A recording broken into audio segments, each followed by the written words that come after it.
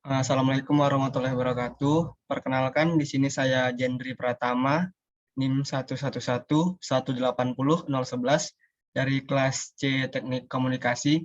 Jadi di sini saya akan mempresentasikan proposal yang berjudul Geologi dan Analisa Kestabilan Lereng Tambang Terbuka Batubara berdasarkan analisa keseimbangan batas dan slope mass rating pada PITX PTX. Oke, untuk pendahuluan, jadi di pendahuluan ini yang pertama ada latar belakang. Untuk latar belakang sendiri, tambang terbuka merupakan suatu metode penambangan selain tambang bawah tanah dan tambang bawah air. Metode penambangan yang segala kegiatan dan aktivitas penambangannya dilakukan di atas atau relatif dekat dengan permukaan bumi, dan tempat kerjanya berhubungan langsung dengan udara luar, disebut dengan metode tambang terbuka. Nah, pada metode penambangan terbuka ini atau yang biasa kita sebut dengan open pit mining, kestabilan lereng merupakan hal yang penting. Hal tersebut tidak terlepas dari perubahan tinggi maupun sudut kemiringan lereng untuk kepentingan eksploitasinya. Apabila terjadi perubahan tinggi lereng, maka berat material lereng yang harus ditahan oleh kuat geser di batuan tersebut makin besar juga. Sedangkan untuk sudut kemiringan lereng yang besar akan memberikan volume material yang besar juga, sehingga beban material pada lereng semakin bertambah. Nah, kajian geologi teknik memiliki peranan yang penting dalam rangka pengawasan maupun evaluasi kestabilan lereng tambang. Nah, kemudian di sini ada rumusan masalah. Jadi di sini ada 6 rumusan masalah. Yang pertama itu bagaimanakah kondisi geologi di daerah penelitian, kemudian bagaimana pengaruh kondisi geologi daerah penelitian terhadap kestabilan lerengnya, kemudian ada bagaimana tingkat kestabilan lereng daerah penelitian berdasarkan nilai faktor keamanan atau nilai FK, hasil dari analisis keseimbangan batas atau limit equilibrium. Kemudian ada bagaimanakah tingkat kestabilan lereng daerah penelitian berdasarkan hasil analisa slope mass rating atau SMR.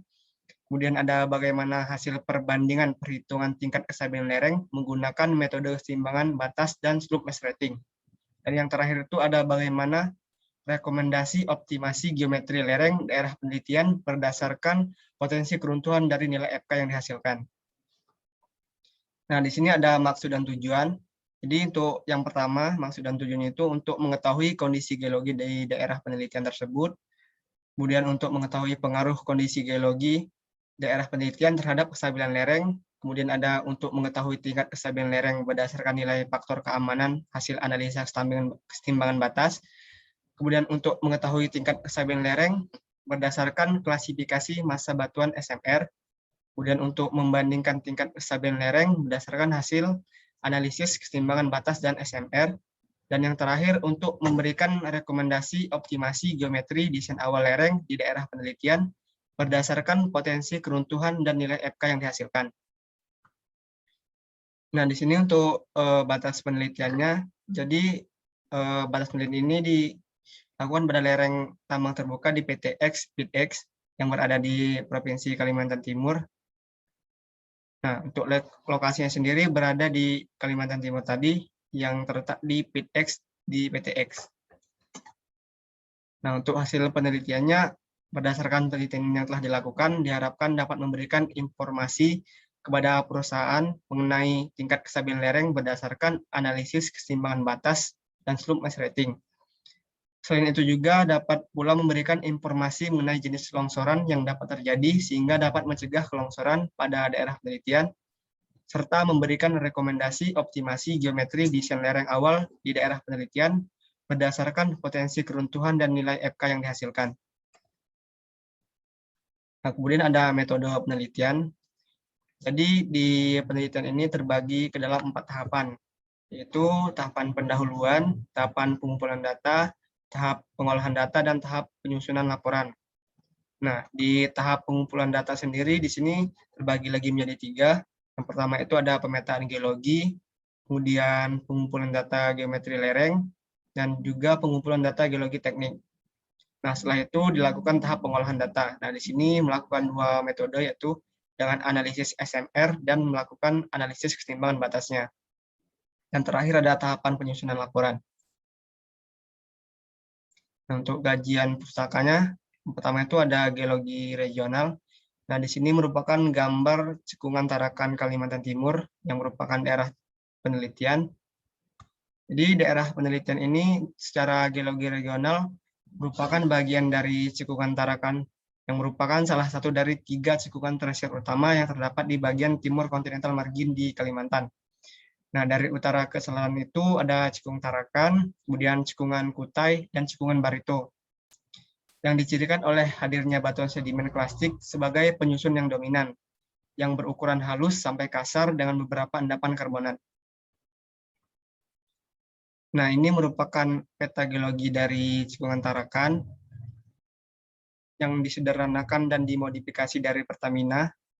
Nah, di sini kalau kita lihat di peta geologi, itu ada yang berumur kuarter, neogen, dan pleogen, yang dibedakan berdasarkan warna-warna yang ada di peta geologi ini, dan kita bisa lihat di keterangan yang ada di bawahnya.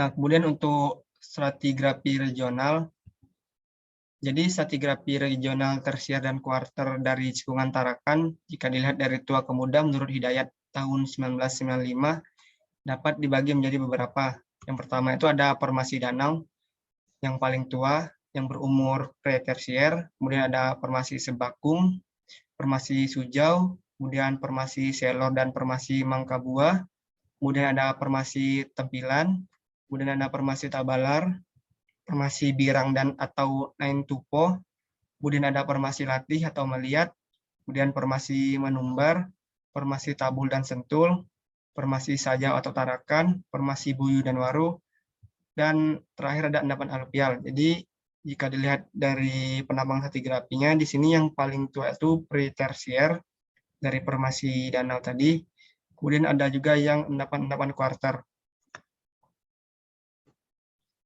Nah, kemudian di sini ada daftar pustaka dari proposal ini.